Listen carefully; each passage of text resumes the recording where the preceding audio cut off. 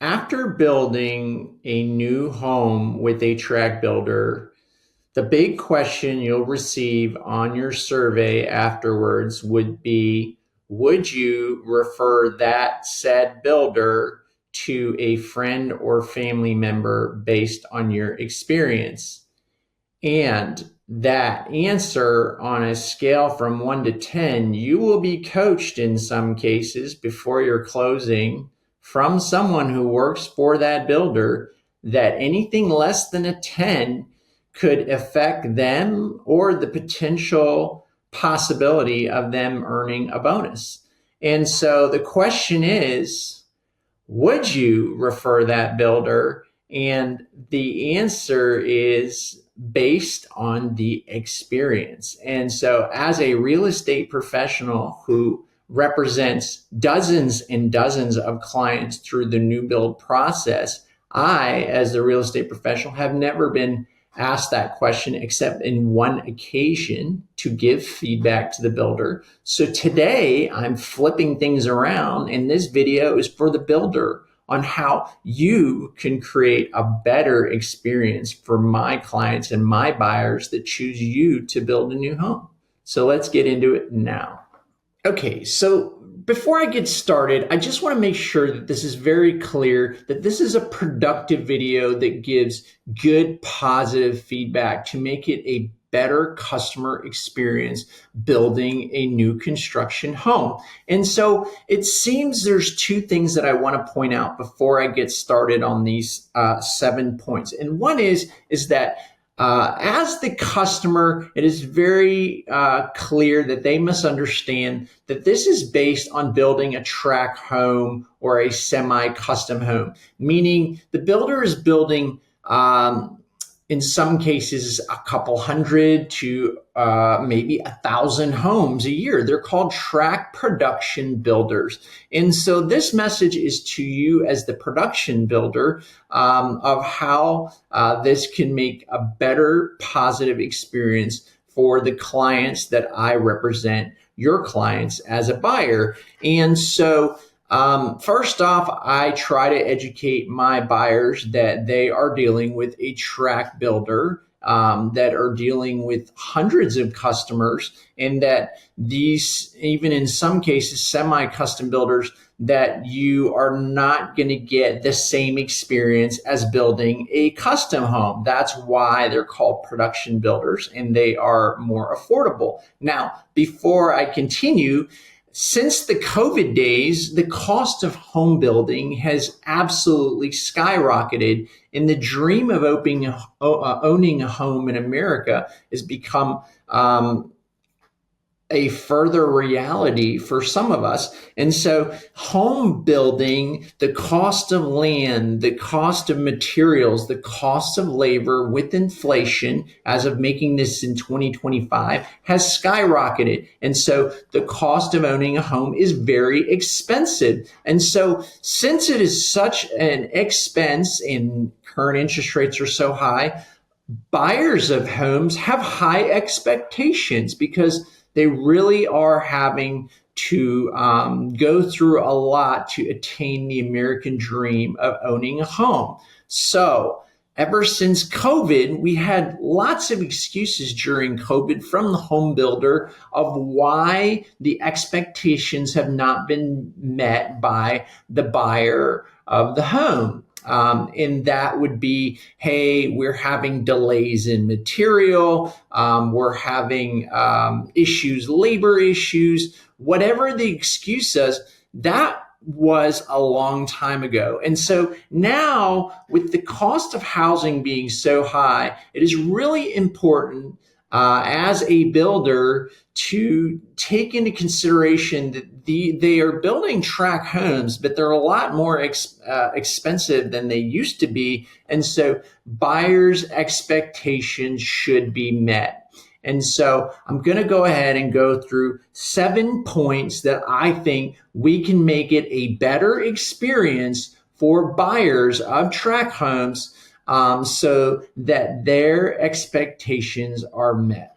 Okay, so number one is the most obvious, but unfortunately, it is lacking thereof, and that is communication. So, communication for you, the builder, is imperative. The minute a buyer or a real estate professional comes into your model with a buyer, communication and managing expectations from the beginning is crucial because folks are not just buying a home, they're buying a dream. And so to begin that relationship, communication is absolutely crucial. And so the fix here is not only trying to sell a home, but also explaining people's the process of building a new construction home and explaining the systems that they will be going through. But more importantly, the communication on the updates of the build process. I find sometimes builders, construction managers, and the sales reps, their updates are very limited, or they're called at random times with hopes of not even wanting to reach the buyer to discuss anything. They just want to go ahead and in the voicemail shoot out an update on their home build without having to have a back and forth because they have so many phone calls to make to give updates. The less they have to talk to people, the less time it will take. And then, of course, walk them through the inspection process, the quality control, and then, of course, remediation, which there's always going to be issues with construction. So to acknowledge those processes and to walk people through that process, never neglecting or downplaying any part of it whatsoever. So a consistent update schedule, and then of course, more importantly, helping them manage expectations from the beginning all the way to the end and even through to the warranty process. Okay, number two, this one is geared towards sales folks that work for the builders. Know your floor plans and your structural options. Okay. This is imperative because when someone comes in to purchase a home, and again, being a big purchase, they are relying on you to know the floor plans, explain what their options are, so that they are finding the right fit for them. And again, going back to number one, again, managing expectations of what is possible for your home build. Explaining that, especially in cases where you're a semi-home custom home builder, explaining what the structural options are, and in some cases, explaining that it may not be available to you in one community or on a specific lot. And for example, being able to have the AC on this side of the home rather behind the home determined on the lot and the builder restriction lines, being able to be knowledgeable enough to explain those to your buyer and not missing those options or forgetting to share what those structural options. And it can be a lot and it's very overwhelming. So that is also something I might add, that when you're building a home, especially larger homes, 4,000 square feet, you as the builder are requiring a buyer to make all these decisions in the first day or two of going under contract. And especially in larger homes, it is a very overwhelming task, and it is not very efficient when folks are being rushed through to sign these contracts and get them to send their deposits so they're committed. But rather being more thorough on what their options are, structurally as well, floor plan structurally, the structural options, and of course, then the design process, again, finishes and whatnot. It is a very overwhelming process. It's not a fun experience, and it should not be that way for buyers. And therefore, it makes my input, even more important, help with that process because it is so overwhelming. So I think it is really key to have your salespeople really well versed on the available floor plans and understand the structural options as well, and to be very clear to folks, especially for semi-custom builders, just because they can see it in another person's home that is being built down the street, that you have that option as well, or not. Some of these semi-custom builders, it's a problem over and over again. Their buyers will come back after they're already into contract, already picked their structural options. They come back and say, hey, I want to do that. Why wasn't I given that option? And to make it very clear, semi-custom builders is to say, hey, look, we can't think of every customization possible. So not rushing them through that process and making it very clear what options are available to them in their timelines to make those determinations. Okay, moving on to number 3, and that is the customer journey and touch points. Now, home build is not just between a buyer and a sales rep. It involves construction managers, it involves inspectors, it involves warranty reps, and please, builders, if a buyer has a real estate professional representing them, include me in the communication process as well. If I'm to advise them and be an advocate and help them along with the process, include me in communication. Many times I am maybe included in the beginning of the process, and some agents or real estate professionals, or I shouldn't call them professionals, they basically guide a buyer into your model, guide them to get into contract in a new home purchase, and then they are not heard from again until closing day when they come for their commission. But a true real estate professional wants to be included in that process, in that journey throughout that process. So don't forget to include the agent in all parts of that process. And then, of course, make sure that there is seamless communication amongst all these departments. So you have your sales rep from the beginning, you have your construction manager, you have warranty, and then, of course, you have other different builders have other positions in between. We just want to make sure that that is the communication is including all throughout that process. And then they also, customers need to know they can reach out at any stage of the process. And what I mean is that in some cases, you'll find that some builders are limiting access of the customer to construction managers. And I get that the reason for that is that it's about efficiency. These are tract home builders. They're building hundreds of homes. So in some cases, some builders are not allowing the customer or the buyer to have accessibility of communication with their construction manager, the person that is actually building their home. And so as a real estate professional, I always say, the most important thing is having a good relationship with your construction manager and having that communication. And in some cases, construction managers, their companies have a policy where they're not sharing their email, their phone numbers, or anything, because the course is there are certain customers or buyers that would be contacting that construction manager at all hours, all the time, unnecessarily. So they avoid sharing that contact information. Good construction managers, though, that set the parameters and expectations of communications with their buyer.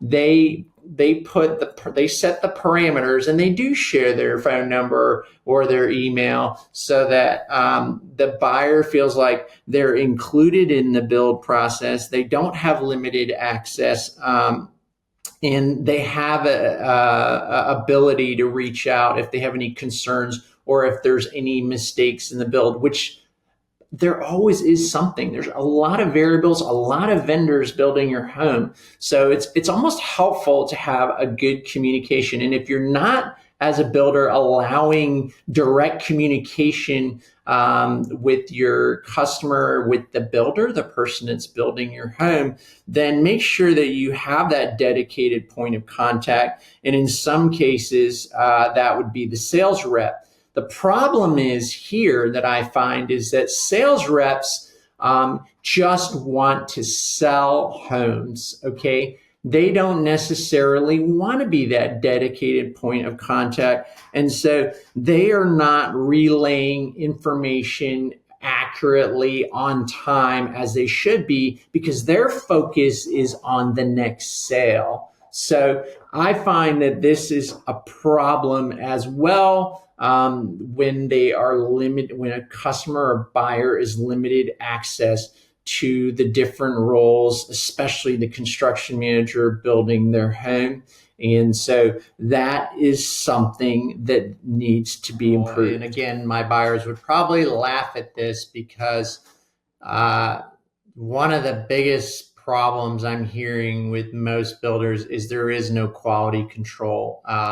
But before I get into that, inspection processes are an area where things really slip. And the quality control is the final nail in the coffin, if you will. So naturally, buyers are going to worry about the quality of their build, especially, I should say, when they notice their job sites when they do visit are so poorly maintained. There's trash everywhere. We've had a lot of experiences like that. And that immediately alarms my buyers that, hey, if the vendors that are working on the home, whatever process of the build process, and they're leaving their trash everywhere and everything looks in disarray, naturally they're going to think, well, if this is the way they're treating the property, what is the quality of the build?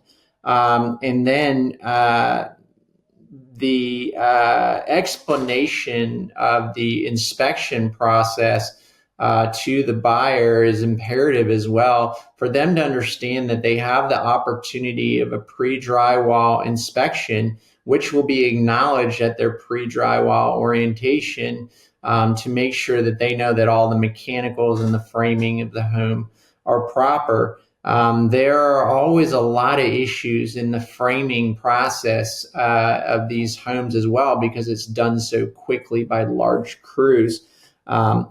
The key is being very thorough and explaining the inspection processes, the warranty process that gives them clear transparency and confidence that their build is going to be done right. And I am finding that some builders now are focused on some sort of quality control, where they're having their own inspectors come in as well, third-party inspectors, to evaluate the quality of the build. Because right now, a lot of builders are just relying on the county inspectors to pass their build on to the next stage.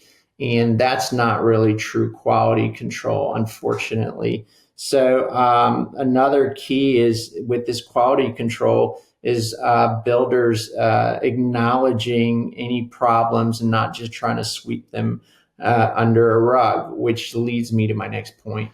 Okay, number 5, like I said, let's just talk about addressing customer service gaps. This could be as simple as just acknowledging a buyer's concerns. I think the major frustration for buyers is usually the follow-up once they've moved in. It is imperative to have a good warranty department and well-trained warranty experts to make sure that buyers' concerns are addressed. Quite often you'll find that the buyer is coming to a final walk, and like I said, it's a two-part process. You have your first walk and your second final walk right before closing the day of, and you'll see where there are still a plethora of things that are not complete, and they're just expected to close on a home with all these issues, and they're kind of given a backlog which they sign that says, hey, after I close, the builder will come back, either with the current construction manager or warranty will come back and address those issues. My feeling is that buyers shouldn't have to have a long laundry list of items to sign off on that are not complete till after closing. I mean, most cases, I would say that buyers should have the option not to close until everything is complete because they don't have any recourse. But that is definitely a frustration. Another thing is again, the seller rep that works for you as the builder, once they sell the home, some of them are so limited throughout the rest of the process. I think also that leaves a bad impression is when they decide, or when at the end of closing, a sales rep doesn't even acknowledge to the buyer they were the first point of contact that sold them the home.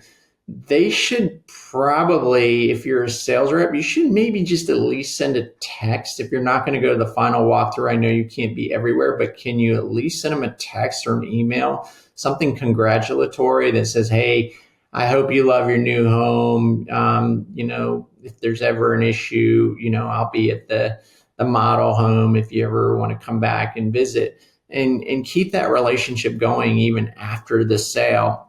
So that's definitely a customer service gap. And then finally, when buyers have issues, I would just say as builders, they need to learn to show a little more empathy. No matter who you are, whether you're the salesperson, again, they've moved on to the next sale, so there's lack of empathy there. And then you have the construction manager, he's got 20 builds going on, so again, he's got lack of empathy. And then of course in warranty, they're dealing with issues all day long, so there's no empathy, and in some cases there's a lack of acknowledgement to the buyer of the issues. Which really make buyers feel neglected. It gives them unnecessary stress. And again, essentially, you're just tarnishing your reputation as a builder. And with social media these days, that is not something you want to do for your company, because it doesn't take much to tarnish your reputation with the spread of social media. Okay, number 6, making it very clear of a spec home versus a semi-custom build. I get it. Some builders are just building spec homes. They're opting for that to avoid the lengthy process of a semi-custom build. Now, the reason for that is it's faster, it's simpler, it's less stressful for everyone involved. But see, a buyer, they walk in, they see the final product, they purchase it, and it can eliminate a lot of stressful headaches, especially design center visits, structural, picking out structural options and everything. So the key is here, though, that they understand when they're buying a spec home that the communication and the quality control shouldn't take a back seat, because even in a spec home, you still have the options of those inspections, the final walk. And so just because it's a spec home, it does not mean that a buyer should feel restricted or get less attention. I think the key is balance and making sure there's still that customer satisfaction, regardless if it's a spec or a semi-custom build, a pre-sale, if you will.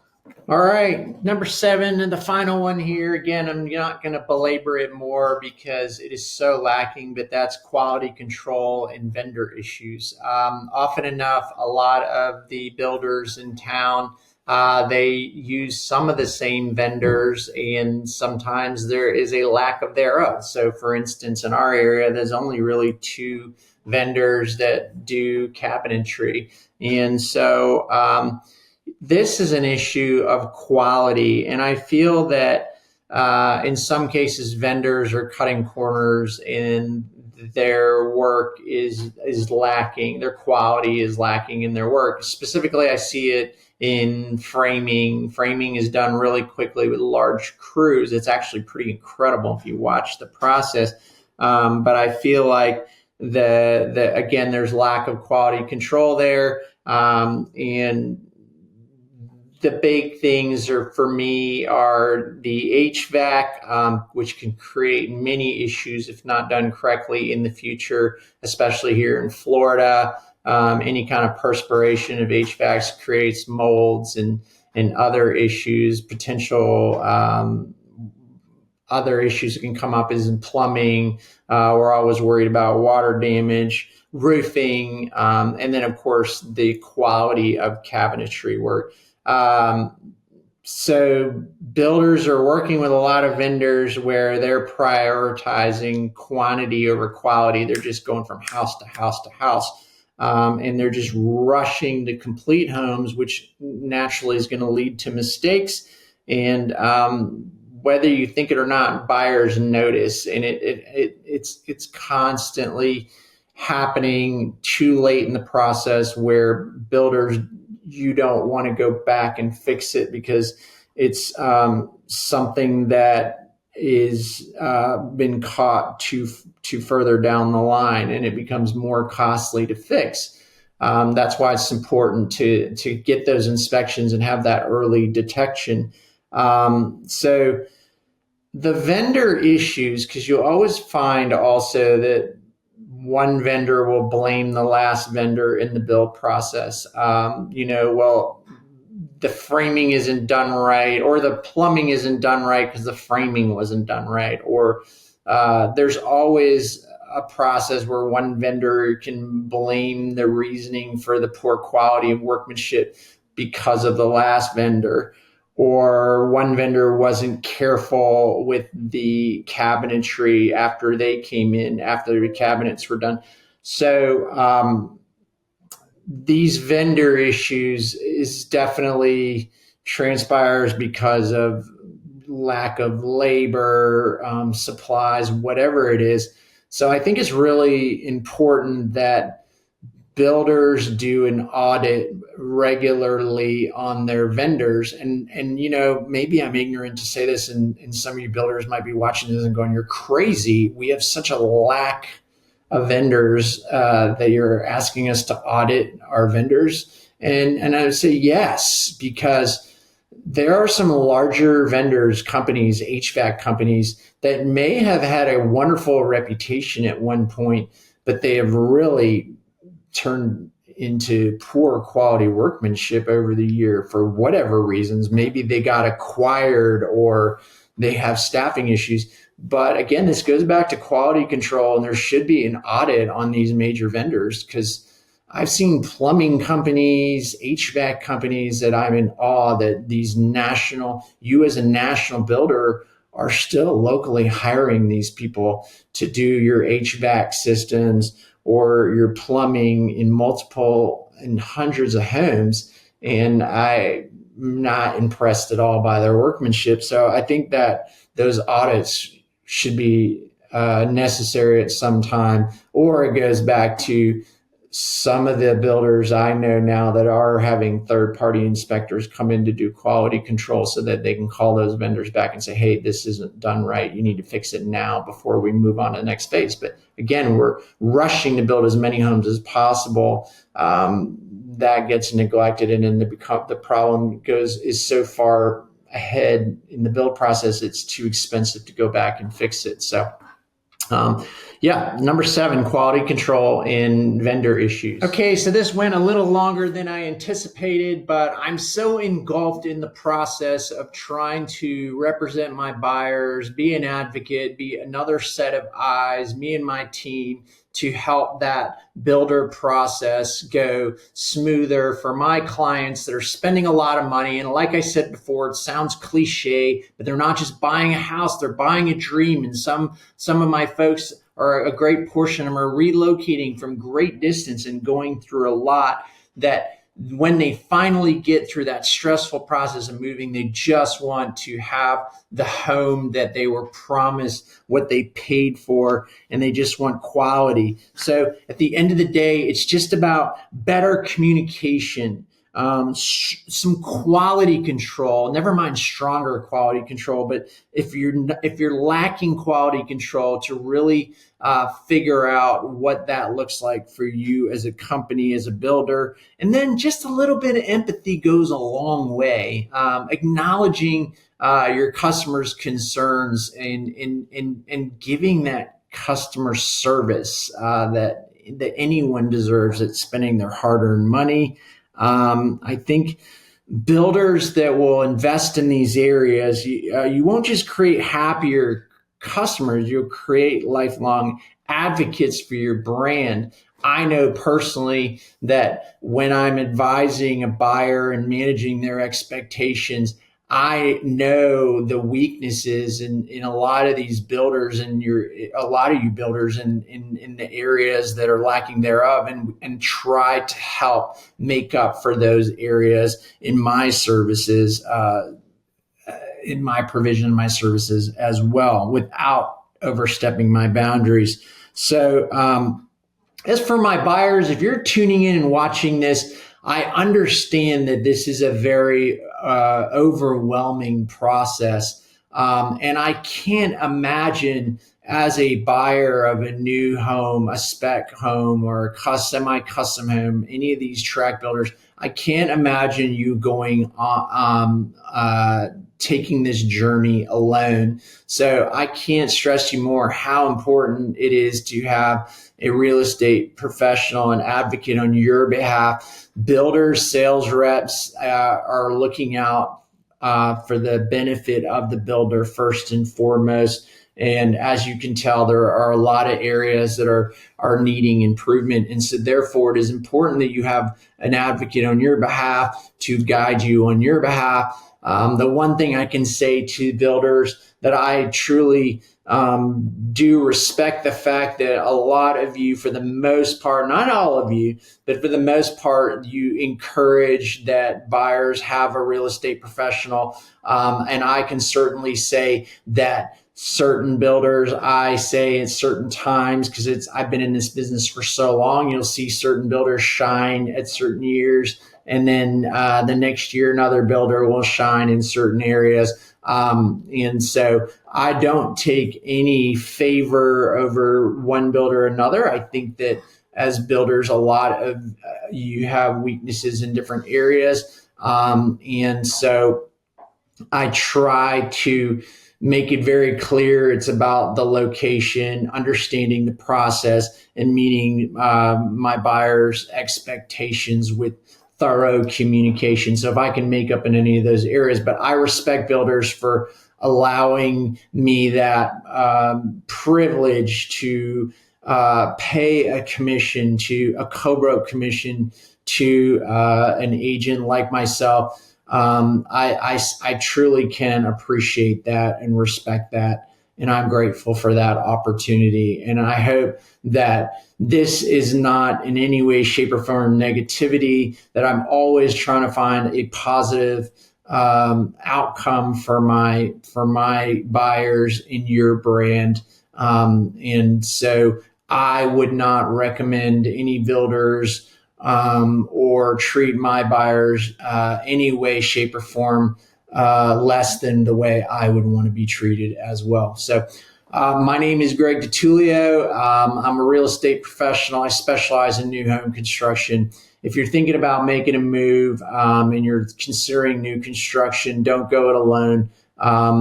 Go ahead and text me, call me, email me. It's never too soon to get started in that process, and I look forward to hearing from you. My information will be in the description below. You can call me, text me, or email me.